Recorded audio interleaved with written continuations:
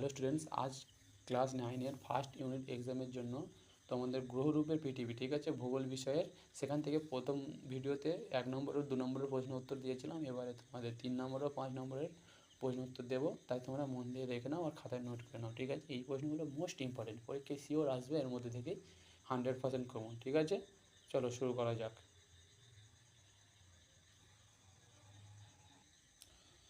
দেখো স্টুডেন্টস, প্রথম প্রশ্ন, পৃথিবীকে নীলগ্রহ বলা হয় কেন? পৃথিবী পৃষ্ঠের প্রায় 70% অংশ জল দ্বারা আবৃত। মহাকাশ থেকে দেখা যায় সমুদ্র ও মহাসাগরের কারণে পৃথিবী নীলাভ প্রদর্শিত হয়। এই কারণে পৃথিবীকে জলগ্রহ বা নীলগ্রহ বলা হয়। জলের উপস্থিতি জীবনের জন্য গুরুত্বপূর্ণ। এছাড়া বায়ুমণ্ডল ও নীলাভ ছাড়া তৈরি হয়, সুতরাং জল ও আকাশের কারণে নীলগ্রহ নামটি প্রয়োগ হয়েছে। পৃথিবীকে অভিগত গোলক বলা হয় কেন? অভিগত গোলক হলো পৃথিবীর কাল্পনিক নিখুঁত গোলকের মডেল। পৃথিবী প্রকৃতপক্ষে কিছুটা চ্যাপ্টা, কিন্তু মাত্রায় মানচিত্র তৈরি ও অবস্থান নির্ধারণের জন্য একটি ব্যবহার করা হয়। এটি শিক্ষামূলক ও প্রাকৃতিক পর্যবেক্ষণের জন্য গুরুত্বপূর্ণ। অভিজ্ঞত গোলক থেকে দূরত্ব, অক্ষাংশ ও দ্রাঘিমাংশ সহজে হিসাব করা যায়। পৃথিবীর দৈর্ঘ্য ও প্রস্থের সঠিক পরিমাণের জন্য এটি ব্যবহার হয়, সুতরাং এটি পৃথিবীর সঠিক আকৃতির একটি প্রতিষ্ঠানিক মডেল। পৃথিবীর আকৃতি, পৃথিবীর মতো ধারণাটি স্পষ্টভাবে ব্যাখ্যা করো। জিওড বলতে কী বোঝায়? পৃথিবীর সম্পূর্ণ নিখুঁত গোল নয়, মেরুতে চ্যাপ্টা এবং ভূমধ্যরেখা কিছুটা চওড়া। এই প্রকৃত আকৃতি বোঝাতে জিওড ধারণা ব্যবহার হয়। জিওড হলো এমন একটি রূপ এখানে মাধ্যাকর্ষণ শক্তি সমান হয় এবং সমুদ্রপৃষ্ঠকে প্রায় প্রতিফলিত করে। এটি মানচিত্র ও ভূ অবকাঠামোর জন্য গুরুত্বপূর্ণ। জিওডের মাধ্যমে উচ্চতা ও স্থান নির্ধারণ সহজ হয়, সুতরাং জিওড পৃথিবীর প্রকৃতি আকৃতি প্রকাশ করে। চারের দাগে দেখো, পৃথিবীর একটি কুলিং গ্রহ কেন? পৃথিবী সূর্যের কাছাকাছি এবং কঠিন পাথুরে গ্রহ নেই। এটি পর্বত, সমভূমি ও মহাসাগরে রয়েছে। গ্যাসের পরিবর্তে স্থিতিশীল মাটির স্তরে রয়েছে। অভ্যন্তরীণ তাপমাত্রা নিয়মিত এবং জীবন ধারণের জন্য উপযোগী। অতএব এটি কুলিন বা অভ্যন্তরীণ গ্রহের উদাহরণ। এই কারণে পৃথিবীকে কুলিন গ্রহ বলা হয়। কুলিন ও ব্রাহ্মণ গ্রহের মধ্যে পার্থক্য কি? কুলিন গ্রহ সূর্যের কাছে ছোট এবং পাথরের গঠন বিশিষ্ট। ব্রাহ্মণ গ্রহ দূরে বড় এবং গ্যাস বা বরফের দ্বারা গঠিত। কুলিন গ্রহে চূড়ান্তভাবে কঠিন পৃষ্ঠ থাকে। ব্রাহ্মণ গ্রহে প্রধানত হালকা উপাদান যেমন হাইড্রোজেন ও হিলিয়াম। কুলিন গ্রহ ঘূর্ণন কম, ব্রাহ্মণ গ্রহের ঘূর্ণন বেশি। এছাড়া কুলিন গ্রহে জীবন ধারণ সম্ভব, ব্রাহ্মণ গ্রহে প্রায় অসম্ভব। ছয় থেকে গ্রহ উপগ্রহের মধ্যে পার্থক্য লিখে। গ্রহ হলো সূর্যের চারপাশে ঘূর্ণমান বস্তু যা নিজের আলো সৃষ্টি করতে পারে না। উপগ্রহ হলো গ্রহের চারপাশের ঘূর্ণমান বস্তু। গ্রহ প্রধান উপগ্রহ দ্বিতীয় বা সহায়ক। গ্রহ জীবনের পরিবেশ ও আবহাওয়া ধারণ করতে পারে। উপগ্রহ সাধারণত ছোট, প্রাকৃতিক বা কৃত্রিম হতে পারে। উদাহরণ পৃথিবী গ্রহ আর চাঁদ উপগ্রহ।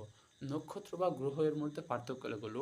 নক্ষত্র নিজে আলো ও তাপ উৎপন্ন করে। গ্রহ নিজে আলো উৎপন্ন করতে পারে না, তারা সূর্য থেকে আলো গ্রহণ করে। নক্ষত্র সাধারণত কোটি কোটি বছর বেঁচে থাকে। গ্রহ সূর্যের চারপাশে ঘূর্ণন করে এবং নির্দিষ্ট কক্ষপথে থাকে। নক্ষত্র আকাশে স্থির এবং অগণিত। গ্রহ তুলনামূলকভাবে সীমিত সংখ্যা এবং বৃহৎ জ্যামিতিক আকারের।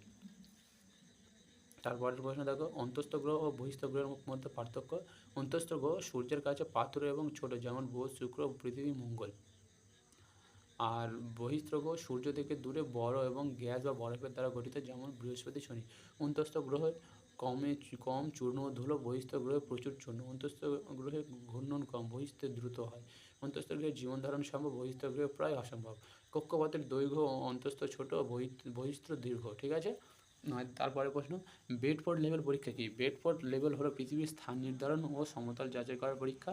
এটি মানচিত্র, সেতু বা জলবায়ুর প্রকল্পে ব্যবহৃত হয়। জল বা লেন্স ব্যবহার করে সামঞ্জস্য যাচাই করা হয়। মাটির উচ্চতা বা ঢালের সঠিকতা পরিমাপ করার জন্য, প্রাথমিক ভূ পর্যবেক্ষণ ও নির্মাণ কাজের জন্য গুরুত্বপূর্ণ, সুতরাং এটি ভূগোল ও ভূ কৌশলে অপরিহার্য পরীক্ষা। এবার দেখো 5 নম্বরের প্রশ্ন, চিত্রসহ পৃথিবীর গোলক আকৃতির 5টি প্রমাণ দাও।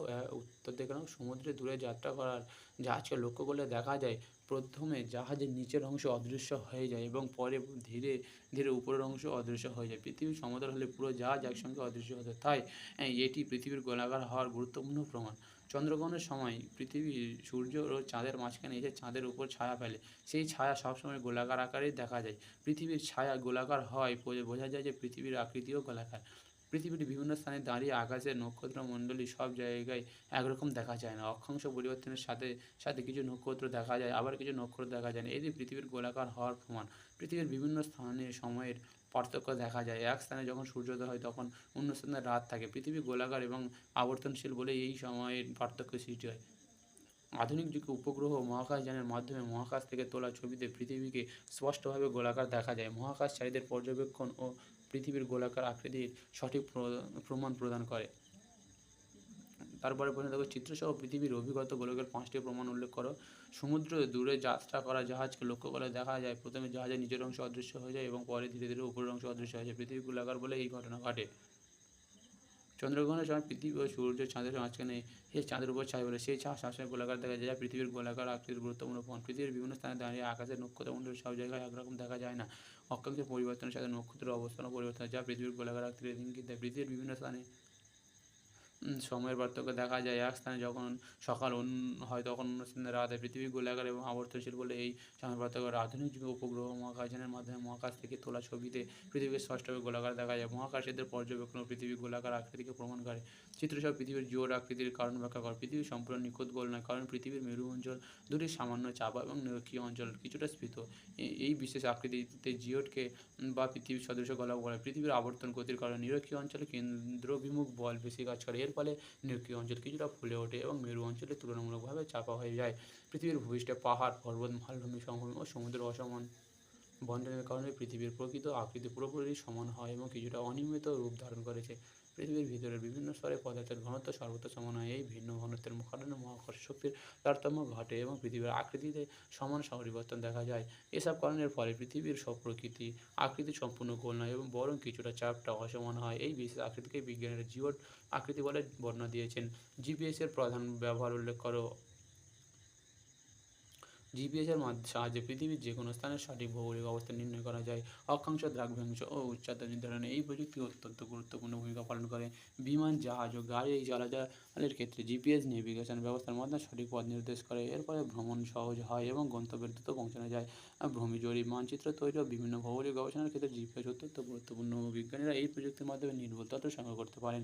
প্রকৃতির দুর্যোগের সময় দুর্গত মানুষের অবস্থান নির্ণয় উদ্ধার কার্য পরিচালনার জন্য জিপিএস প্রযুক্তি ব্যবহার হয়। এটি দ্রুত ও কার্যকরভাবে উদ্ধার করার কাজে সাহায্য করে।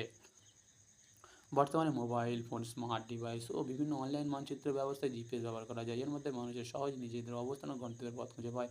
পাশ্চাত্যের পরিণাম মানুষের আবাসস্থলের রূপে পৃথিবীর গ্রহণযোগ্যতা আলোচনা করে, অথবা পৃথিবী মানুষের বসবাসযোগ্য হয়ে উঠেছে কেন। পৃথিবীতে পর্যাপ্ত অক্সিজেন ও অন্যান্য প্রয়োজনীয় গ্যাস সমৃদ্ধ বায়ুমণ্ডল রয়েছে। এই বায়ুমণ্ডল জীবজগৎকে শ্বাস প্রশ্বাসের সুযোগ দেয় এবং সূর্যের ক্ষতিকর রশ্মি থেকে রক্ষা করে।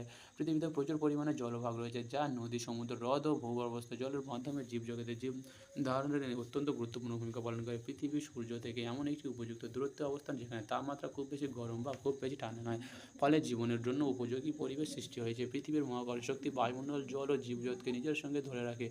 এর ফলে জীবনের জন্য প্রয়োজনীয় উপাদানগুলো মহাশূন্যে ছিটকে যায়।